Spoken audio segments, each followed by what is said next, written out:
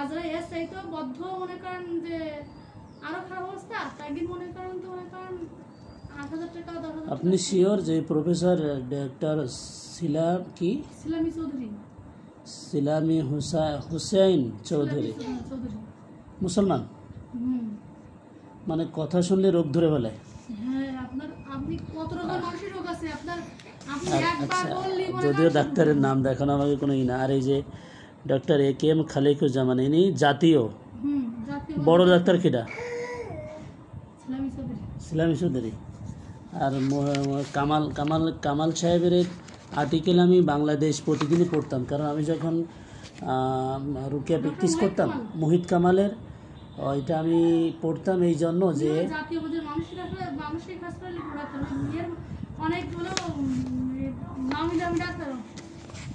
আমি ওনারটা পড়তাম এই জন্য যে জিন জাদু এবং মেডিকেলের রোগীদের ভিতরে পার্থক্য করার জন্য ওনার ওই প্রত্যেক শুক্রবারে মনে হয় একবার ছাপা হতো, এটা আমার মনে নেই।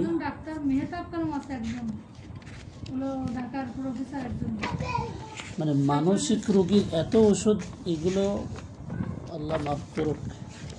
তাহলে বাংলাদেশে কত মানসিক রোগী আছে কোন? হ্যাঁ, আমরা কিন্তু আমি বারবার বলেছি যে ক্যান্সারের রোগী, যারা ক্যান্সারের রোগী, জিন থেকেও কিন্তু ক্যান্সার হয়, এটা বাংলাদেশে পাওয়া গেছে। না, ডাক্তার যিনি ডাক্তার অবশ্যই ওরা কিন্তু মনে করেন যে আমার যে লক্ষণগুলো নিজে হতো লেকচার কি এমনি এমনি লিখে দিয়েছে। মানে আপনার মানসিক রোগীরা একদিন ওষুধ বন্ধ করতে পারবে না? না না, কোনো মানসিক রোগী একদিন ওষুধ বন্ধ করতে পারবে না, কোনো দিনের জন্য না। সে 10 বা 20 বছর কেন যতদিন বেঁচে থাকবে ততদিন খাবে সে ওষুধ। আপনার এই যদি কোনো গরিব মানুষের হয় তাহলে কি আর বেশি ঠিক নিতে হবে না। ইয়া আল্লাহ, আল্লাহু আকবার। আমি এমন রোগী দেখেছি যার প্রতি মাসে 8,000 টাকা ওদের ওষুধ, সিজোফ্রেনিয়া রোগীও দেখেছি আমি, মানে তাই 8,000 টাকা প্রতি কম্পালসারি ওষুধ লাগে, এক মাসে 8,000 টাকা। আপনি বলেন আপনি এক মাসে 8,000 টাকা কত টাকা ওষুধ? আচ্ছা, আপনি কত বছর ধরে ওষুধ খান? আমি খেয়েছি তো 6-7 বছর নিয়মিত, একটা দিনের জন্য বন্ধ করে নিতে আমি ওষুধ। এর ভিতরে কাউন্সিলিং আছে? কাউন্সিলিং তো ঢাকায় করেছি, কাউন্সিলিং এর ভিতরে না, এর বাইরে আগে করেছি কাউন্সিলিং করেছি তো এটা পরিমাপ করার জন্য যে রোগের মাত্রা কতটুকু। মনে করেন আপনার কলম থাকে, কলম দেন, আমি দেখা দিচ্ছি। কলম তো ব্যাগে, কলম দেখা দিচ্ছি।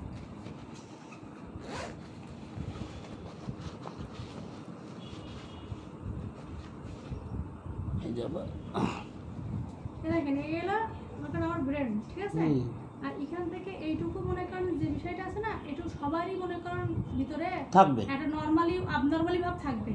নরমালি মানে কি আপনি একদম পরিপূর্ণ যে নরমাল মানুষটা না, বুঝছেন? আপনার ভিতরে কিছু অস্বাভাবিকতা আবনরমালি কিছু থাকবেই। এই যে মানসিক যে একটা চাপ বা হতাশা বা বিষণ্ণতা বা যাই থাকুক না, এর পরিমাণ দেয় এইটুকু ধরছি আমি, ঠিক আছে? এটুকু আছেই মানুষের ভিতরে। এবার আমার মনে করেন পর্যায়টা এরকম হয়ে গেছে, দেখেন আমার পর্যায়ে দেখাচ্ছি, আমার পর্যায়ে এখান থেকে এই পর্যন্ত হয়ে গেছে, মানে এইগুলো মনে করেন হয়ে গেছে, মনে করেন মানে 4 ভাগের 1 ভাগ, মানে এগুলো হয়ে গেছে, মানে এইটুকু মনে করেন ভালো রয়েছে। আর এখান থেকে এগুলো সব মনে করেন তার মানে এরা সুস্থ মানসিকতা এইটুকু, মানে সবার এরকম থাকে, অ্যাংজাইটি ঠিক এগুলো হয়তো থাকবেই। আপনি কাজ করবেন না তো একটা মানসিক চাপ আসবে, আপনি কোথায় যাবেন না চাপ আসবে। হ্যাঁ, কিন্তু যারা অ্যাংজাইটি বা ডিপ্রেশন বা মানসিক রোগে আক্রান্ত হয়ে যাবে, তাই ওই জিনিসটা সিভিয়ার লেভেলে পৌঁছায় যাবে, এই পর্যন্ত তাদের পুরো ব্রেনটাই গ্রাস হয়ে যাবে মনে করেন। তারা তাকে পক্ষে আর ভালো কিছু ঢোকে না তাদের পক্ষে, বুঝছেন?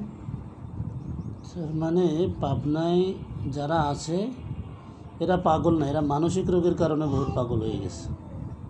না, প্রথম মানসিক দিয়ে শুরু হয়েছে, তারপর আস্তে আস্তে আস্তে আস্তে দীর্ঘদিন ভোগার কারণে এরা জটিল মানসিক রোগে আক্রান্ত হয়ে গেছে। তবে মানসিক রোগের ভিতরে মনে করেন